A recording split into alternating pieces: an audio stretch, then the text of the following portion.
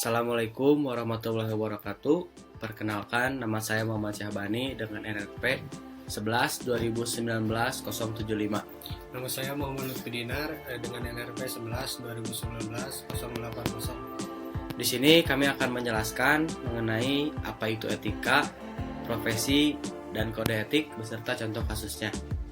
Yang pertama ada etika. Etika berasal dari kata ethos, berasal dari bahasa Yunani yang berarti karakter, watak kesusilaan, atau adat.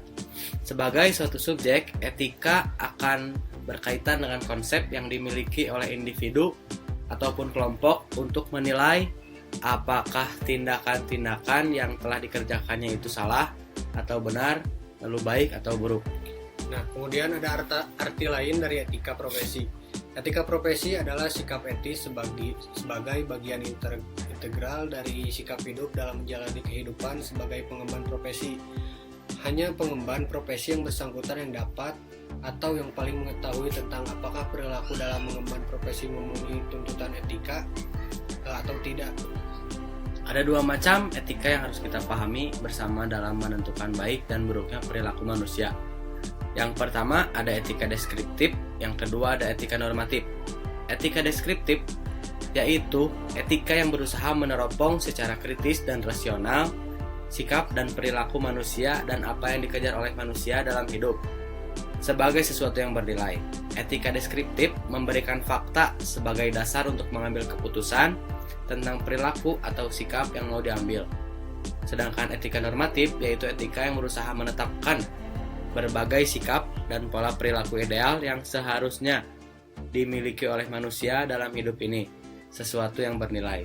Etika normatif memberi penilaian sekaligus memberi norma sebagai dasar dan kerangka tindakan yang akan diputuskan. Nah, ada etika secara umum dan dibagi menjadi dua.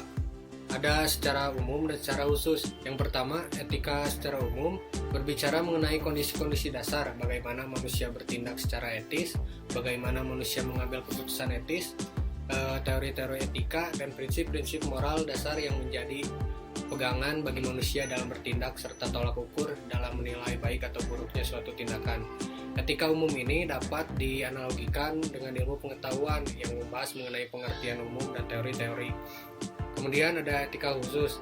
Etika khusus merupakan penerapan prinsip-prinsip moral dasar dalam bidang kehidupan yang khusus. Penerapan ini bisa berwujud bagaimana saya mengambil keputusan dan bertindak dalam bidang kehidupan dan kegiatan khusus yang saya lakukan, yang didasari oleh cara teori dan prinsip-prinsip moral dasar. Dengan demikian, luasnya lingkup dari etika sosial, maka etika sosial ini terbagi atau terpecah menjadi banyak bagian dan bidang. Dan pembahasan bidang yang paling aktual saat ini adalah yang pertama ada sikap terhadap sesama, yang kedua ada etika keluarga, yang ketiga ada etika profesi, keempat ada etika dalam berpolitik, kelima ada etika lingkungan, dan yang terakhir ada etika ideolog. Selanjutnya ada pembahasan mengenai profesi.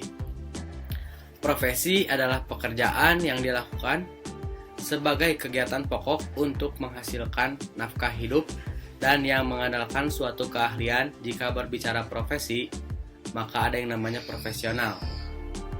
Profesional yaitu orang yang mempunyai profesi atau pekerjaan purna waktu dan hidup dari pekerjaan itu dengan mengandalkan suatu keahliannya. Atau seorang profesional adalah seorang yang hidup dengan mempraktekkan suatu keahlian tertentu yang dimiliki oleh pribadi masing-masing atau dengan terlibat dalam suatu kegiatan tertentu yang menurut keahlian sementara orang lain melakukan hal yang sama sebagai sekedar hobi untuk senang-senang atau mengisi waktu luang. Nah, selanjutnya ada perbedaan profesi dan profesional. Nah, profesi yang pertama itu mengandalkan suatu keterampilan atau keahlian khusus. Yang kedua, dilaksanakan sebagai suatu pekerjaan atau kegiatan utama. Kemudian dilaksanakan sebagai sumber utama mencari nafkah hidup. Yang keempat, dilaksanakan dengan keterlibatan pribadi yang mendalam.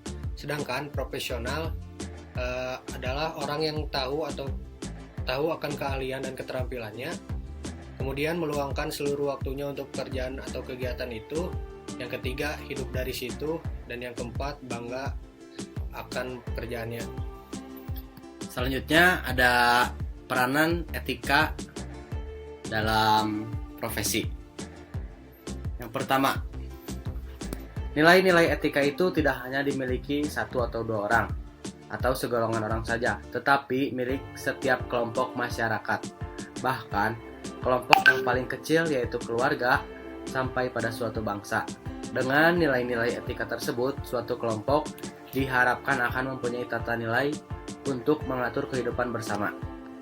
Yang kedua, salah satu golongan masyarakat yang mempunyai nilai-nilai yang menjadi landasan dalam pergaulan baik dengan kelompok atau masyarakat umumnya maupun dengan sesama anggotanya, yaitu masyarakat profesional. Golongan ini sering menjadi pusat perhatian karena adanya tata nilai yang mengatur dan tertuang secara tertulis dan diharapkan menjadi pegangan dari para anggotanya. Yang terakhir, sorotan masyarakat menjadi semakin tajam manakala perilaku-perilaku sebagian para anggota profesi yang tidak didasarkan pada nilai-nilai pergaulan yang telah disepakati bersama, sehingga terjadi kemerosotan etik pada masyarakat profesi tersebut. Sebagai contohnya adalah pada profesi hukum dikenal dengan adanya mafia peradilan, demikian juga pada profesi properti dikenal dengan mafia tanah ataupun spekulan tanah. Nah, kemudian ada kode etik. Kode yaitu tanda-tanda atau simbol yang berupa kata-kata, tulisan, atau benda yang disepakati untuk maksud-maksud tertentu. Misalnya untuk menjamin suatu berita, keputusan, atau suatu kesepakatan suatu organisasi. Kode juga dapat berarti kumpulan peraturan yang sistematis. Nah, sedangkan kode etik yaitu norma atas azas yang diterima oleh suatu kelompok tertentu sebagai landasan tingkah laku sehari-hari di masyarakat maupun di sebuah tempat kerja. Kalau menurut Undang-Undang Nomor 8 Pokok-pokok Kepegawaian, kode etik profesi adalah pedoman sikap, tingkah laku, dan perbuatan dalam melaksanakan tugas dan dalam kehidupan sehari-hari tentunya. Kode etik profesi sebetulnya tidak merupakan hal yang baru. Sudah lama diusahakan untuk mengatur tingkah laku moral suatu kelompok khusus dalam masyarakat melalui ketentuan-ketentuan tertulis yang diharapkan akan dipegang teguh oleh seluruh kelompok itu. Nah, sanksi pelanggaran dari kode etik itu ada dua. Yang pertama itu sanksi moral, yang kedua sanksi dikeluarkan dari suatu organisasi. Selanjutnya ada fungsi dari kode etik. Yang pertama, memberikan pedoman bagi setiap anggota profesi tentang prinsip profesionalitas yang digariskan. Yang kedua, sebagai sarana kontrol sosial bagi masyarakat atas profesi yang bersangkutan. Yang terakhir, mencegah campur tangan pihak di luar organisasi profesi tentang hanya hubungan etika dalam keanggotaan profesi. Nah, yang terakhir ada sedikit contoh kasus dari kode etik. Nah, ada kasus oknum polisi yang ditangkap oleh BNN karena memakai narkotika jenis sabu. Dikutip dari Detik News tahun 2023. Kasus yang terjadi itu banyak oknum kepolisian yang sering melanggar kode etik kepolisian dengan berbagai cara. Nah, dikutip dari Detik News, kali ini oknum anggota kepolisian tertangkap karena memakai narkotika jenis sabu. Ini bukan kali pertama seorang oknum polisi tertangkap oleh BNN menggunakan sabu dan sering sekali terjadi di Indonesia yang amat sangat memperburuk citra polisi di mata masyarakat, seperti yang diberitakan di laman Detik News. Kasus yang dilanggar yaitu adalah kode etik dari kepolisian. Di sini saya akan membacakan kode etik dalam hubungan dengan bermasyarakat. Dalam etika hubungan dengan masyarakat, Polri wajib yang pertama menghormati harkat dan martabat manusia melalui penghargaan serta perlindungan terhadap hak asasi manusia. Yang kedua, menjunjung tinggi prinsip kebebasan dan kesamaan bagi semua warga negara. Yang ketiga, menghindarkan diri dari perbuatan tercela dan menjunjung tinggi nilai kejujuran, keadilan, dan kebenaran demi pelayanan pada masyarakat. Yang keempat, menegakkan hukum demi menciptakan tertib sosial serta rasa aman untuk publik. Yang kelima, meningkatkan mutu pelayanan pada masyarakat.